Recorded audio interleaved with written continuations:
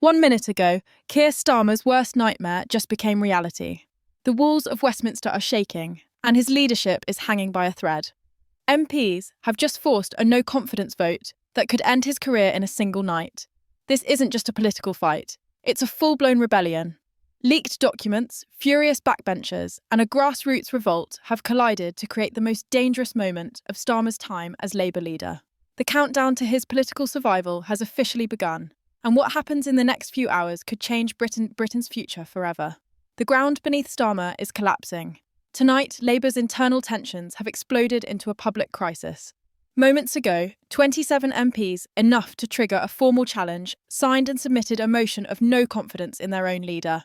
It's official. The Labour Party is now at war with itself. This isn't a routine disagreement. This is a direct threat to Starmer's authority. And it could end his time as leader before the next general election even begins. The fuse for this political bomb was lit last week with one leak. A 47-page internal strategy document that revealed Labour's private discussions with EU officials. The paper outlined plans for closer alignment with Brussels on trade rules, fishing rights, and regulatory standards. On paper, these were technical, routine proposals. But perception is everything in politics. To millions of Brexit voters, it looked like Starmer was quietly trying to drag Britain back into the EU through the back door. The backlash was instant and brutal.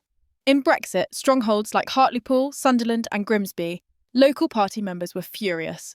Videos of angry confrontations with Labour MPs outside town halls went viral. Constituency chairs resigned in protest, accusing Starmer of betraying the very voters who gave Labour a second chance. WhatsApp groups among Labour backbenchers exploded with messages calling Starmer out of touch, naive and politically tone-deaf. Within hours, the revolt moved from private frustration to organised action.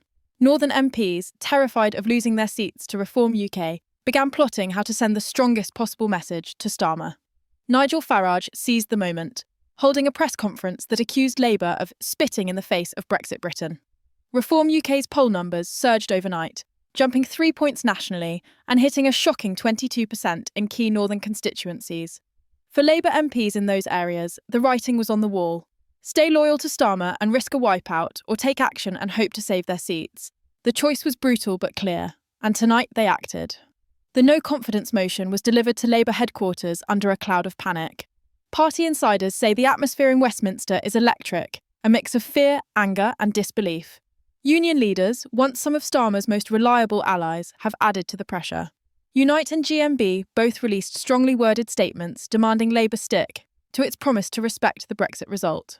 Some union officials privately warned that financial support for Labour could be reviewed if the party continues down this path. The threat couldn't be clearer: change course or face electoral disaster. Inside Starmer's shadow cabinet, cracks are now impossible to hide.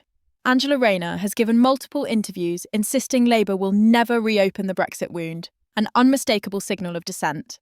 Wes Streeting has publicly denied any plans to reverse Brexit, but even those reassurances have failed to calm the rebellion. The perception of betrayal is now firmly rooted, and in modern politics, perception is everything. Starmer is now fighting for his political life. Even if he survives the no-confidence vote, he will be weakened, wounded, and facing a party that no longer trusts his leadership. A narrow victory could leave him as a lame duck leader heading into the general election. A defeat would mean instant resignation and a scramble for a new figurehead, throwing the Labour Party into a leadership contest just months before the nation is due to vote. What's clear is that Labour is now in the middle of the most dangerous internal crisis it has faced since the Corbyn years. The party that once looked united and ready for government is now tearing itself apart in front of the country. Every MP is under pressure. Every decision is being watched. And every hour that passes brings Labour closer to a showdown that could reshape British politics for years to come. The fallout from tonight's no-confidence move is already spiralling into a full-blown political storm. Behind the closed doors of Westminster, panic and plotting are spreading at lightning speed. Labour MPs who only days ago were defending Starmer in public are now whispering doubts in private, calculating whether their political survival depends on abandoning the man who promised to lead them back to power. Every text, every phone call, every leaked message is now fuel for the fire.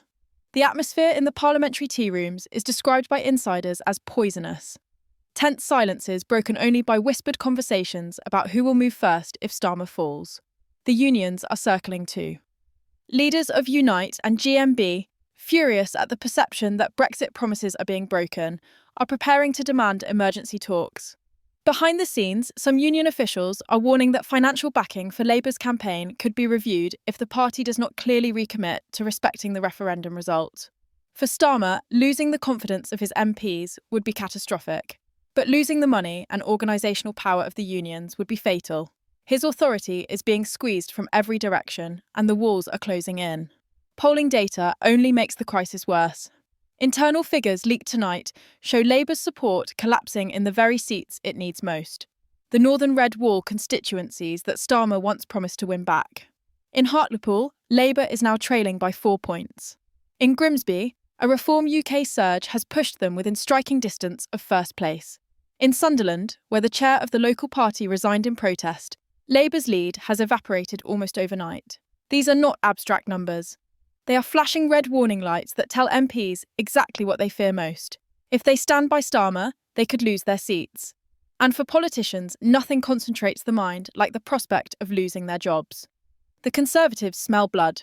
Rishi Sunak's allies are already preparing attack ads accusing Labour of betraying Brexit voters.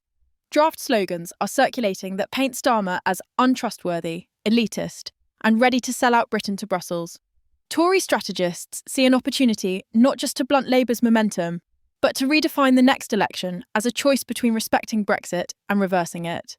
Even before the no-confidence vote takes place, the Conservatives are laying the groundwork for a campaign that could rip open Labour's divisions and exploit them mercilessly. Meanwhile, Nigel Farage is everywhere. Reform UK's leader has moved quickly to frame the crisis as proof that only his party can be trusted to deliver Brexit. In a fiery press conference, Farage declared that Labour will always betray you in the end, and his message is landing with frightening speed. In working-class towns that swung to the Tories in 2019 and cautiously drifted back toward Labour under Starmer, Reform UK is suddenly surging. What began as a protest vote is now shaping into a genuine electoral threat. A three-way split between Labour, the Conservatives, and Reform could shatter the map of British politics, handing Farage a level of power and influence few believed possible just months ago. Inside Labour, attention is already turning to the question nobody wants to ask, but everyone is whispering, if Starmer falls, who comes next? Angela Rayner is positioning herself carefully, offering just enough distance from Starmer to look independent, but not enough to seem disloyal. Rachel Reeves, the Shadow Chancellor, has allies pushing her as a steady hand who could reassure nervous voters and calm jittery markets. Wes Streeting, once one of Starmer's most loyal defenders, is suddenly described in private conversations as a credible successor, yet none of them offer a clear solution to the Brexit dilemma that has split the party in two. Whoever takes over will face the same impossible question: how to hold together pro-Brexit northern seats with pro-Remain London constituencies without tearing Labour apart in the process. And that is the real danger for Labour tonight.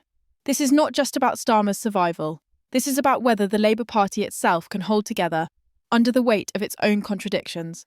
MPs know it, union leaders know it, and voters across the country can sense it. Every headline, every viral video, every resignation adds to the impression of a party in chaos. For years, Labour's message was simple: we are united, competent, and ready to govern. Now that message lies in ruins. Starmer faces an impossible calculation.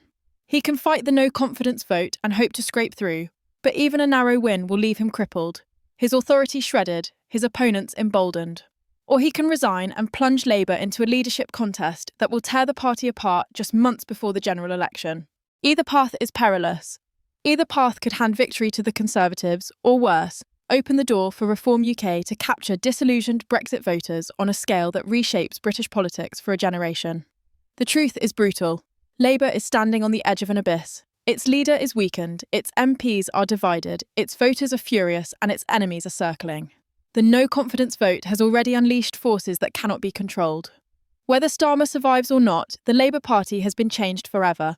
What happens next will not just decide his future, it could decide the future of Britain itself.